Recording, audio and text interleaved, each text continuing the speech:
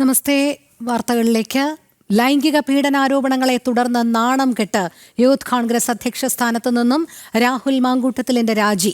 AICC നേതൃത്വം രാജി ആവശ്യപ്പെട്ടതിനു പിന്നാലെയാണ് സ്ഥാനമൊഴിഞ്ഞത്. തനിക്കെതിരെ ഉയരുന്ന ആരോപണങ്ങൾ കെട്ടിച്ചമച്ചതാണെന്നും പരാതിയും ആക്ഷേപവുമുള്ളവർ തെളിവുകളുമായി വരണമെന്നും രാഹുൽ പറഞ്ഞു. ആ യുവനടി എൻ്റെ അടുത്ത സുഹൃത്താണ്. അവരെന്നെ പറ്റിയാണ് പറഞ്ഞതെന്ന് ഞാൻ വിചാരിക്കുന്നില്ല, വിശ്വസിക്കുന്നുമില്ല. അവർ എൻ്റെ പേര് പറഞ്ഞിട്ടില്ല എന്നാണ് ഞാൻ മനസ്സിലാക്കുന്നത്. പിന്നെ മാധ്യമങ്ങളാണ് എൻ്റെ പേര് കൊടുത്തു നിൽക്കുന്നത്. അവർ എൻ്റെ പേര് ഇപ്പോഴും പറഞ്ഞിട്ടില്ല.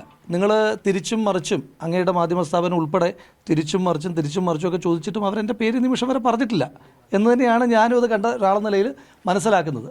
ഈ രാജ്യത്തെ ഏതെങ്കിലും നിയമപരമായ സംവിധാനത്തിനകത്ത് എനിക്കെതിരായിട്ടൊരു പരാതിയുണ്ടോ?